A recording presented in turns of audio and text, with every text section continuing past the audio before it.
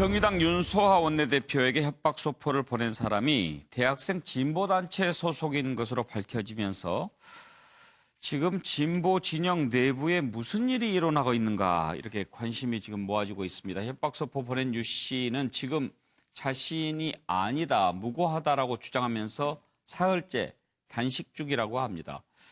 사안이 중대하고 증거인멸과 도망의 염려가 있다고 해서 구속이 됐는데요. 소포를 받은 윤소하 정의당 원내대표는 충격의 연속이다. 진보건 보수건 다 빼고 옳게 삽시다. 이런 얘기를 했습니다. 자, 강력한 처벌을 주장을 했었는데요. 지금 당초 태극기 자결단 이런 글을 보낸 이 대학생 진보단체 연합의 유 씨, 이게 왜 하필이면 진보당인 정의당의 원내대표에게 이런 걸 보냈을까? 이건 뭐 공작정치 냄새가 난다 이런 얘기도 있었는데 과연 진보단체 내부에서는 또 무슨 문제가 있는 게 아닌가 이런 점도 궁금합니다. 한번 짚어보겠습니다. 관련된 녹취 들어봅니다. 표적수사! 구속영장! 표적수사! 보내신 거 맞습니까? 왜 휴가 보내셨습니까? 옷 갈아입은 거 추적하려고 보내신 건가요? 여전히 조작수사라고 생각하시나요? 한 말씀만 해주시죠, 소부나.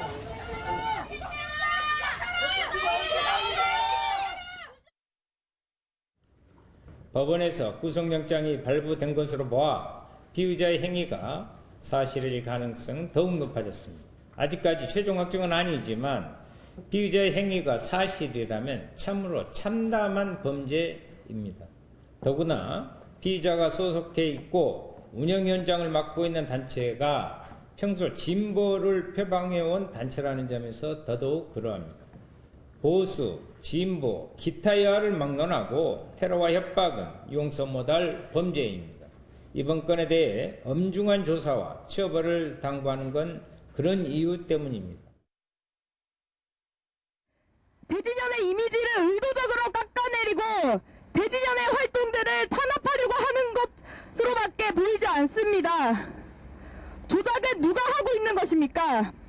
자유한국당 해체에 앞장서고 국민들의 지지를 받으며 적폐청산에 앞장서는 대학생들을 국민들과 분열시키고 매장시키고 싶었겠죠. 정말 적당히들 좀 하세요.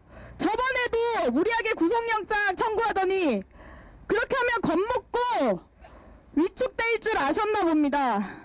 하다하다 이제는 죄를 뒤집어 씌우고 조작하고 몰아가고 어디까지 하실 겁니까?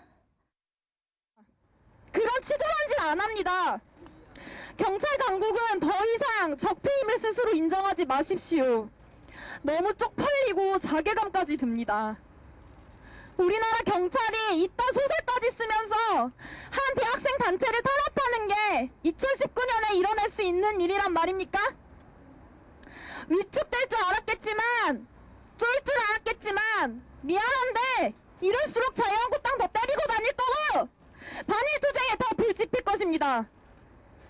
당장 그 말 같지도 않은 소설 집어치우고 석방하십시오.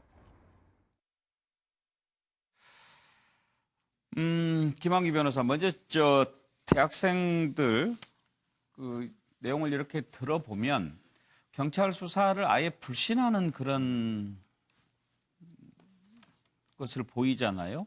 네. 저 부분은 좀 우려스럽습니다. 전 좀 이해할 수 없는 장면들이 여러 가지 예. 연출되고 있는 사건이에요.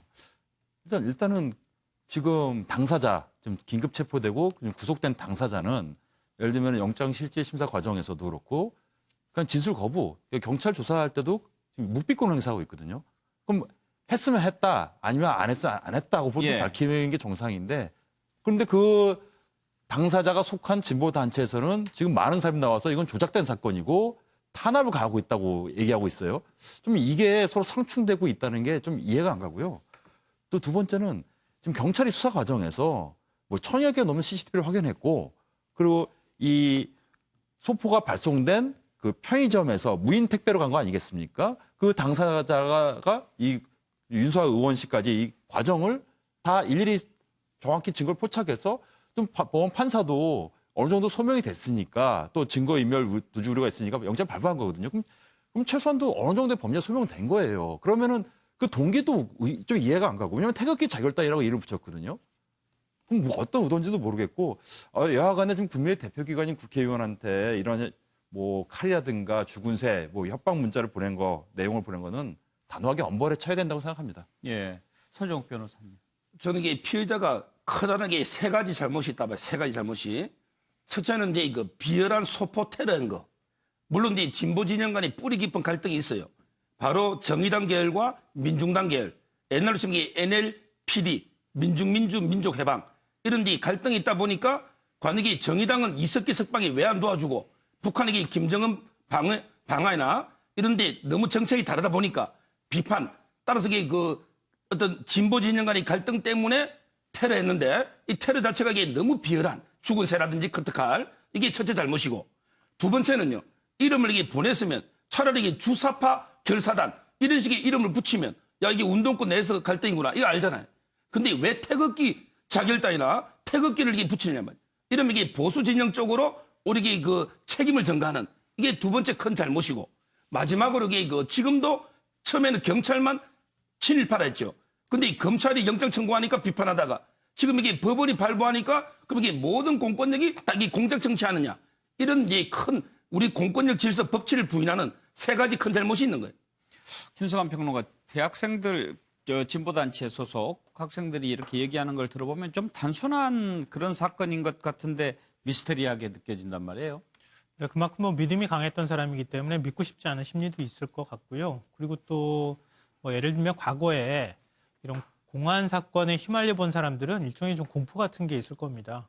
그러니까 이번 사건을 저질렀다고 지금 경찰이 지목한 그 사람 한 사람만 건드리는 게 아니라 그 조직 전체를 다 건드릴 것이 아니겠느냐라고 하는 그런 아마 공포 심리가 같이 작용하고 있는 거 아니냐. 그래서 설사 그 사람이 했다 하더라도 우리 조직이 한 것은 아니라고 하는 것들을 뭔가 강변하기 위해서 또 실제로 그랬을 수도 있으니까요. 그러니까 그런 어떤 밑바탕에 있는 얘기들이 이렇게 좀 강하게 부인하는 전략으로 나오는 거 아닌가 싶은데요. 저는 자꾸 진보의 싸움이라고 얘기하시는데 과연 진보로 볼 수 있는가에 대해 좀 의문이에요. 저 대학생 진보 단체를 네. 그러니까 얼마 전에 백두친송위원회 예. 출범할 때 같이 참여했던 단체라고 얘기하는데요. 백두친송위원회에 참여하는 그 단체를 과연 진보로 분류할 수 있느냐. 그러니까 오히려 뭐 우리나라에서는 아주 독특한 뭐 그 진보의 어떤 역사라는 게 있기는 하지만 굳이 따지자면은 극우적 민족주의에 가까운 이제 그런 성향을 갖고 있거든요. 그러니까 그런 면에서 저는 같은 극좌적? 극우적 원래 그 민족주의는 예. 극좌라고 보기보다는 극우에 더 가깝다고도 네. 하거든요. 그래서 제가 그런 표현을 좌표 쓰는데요. 설정이 참 헷갈립니다. 네. 예. 그러니까 그런 면에서 과연 이걸 진보 내 분열로 보는 게 타당한 것이냐 약간 좀 의문도 갖고 있습니다. 그러니까 뭐 이게 진보 내 세력 다툼에 의해서 발생한 사건이다 이렇게 보기보다는 좀 과거의 어떤 맥락도 좀 이해하면서 한 사람이 좀 돌출적으로 벌인 행동이지 않을까 하는 생각을 좀 합니다. 정은갑 의원께서는 이번 사건 어떤 시각으로 보고 계십니까? 이게 웬만해야 되는데 논평이 쉽지 않습니다. 그러니까 이해하기가 굉장히 어렵죠.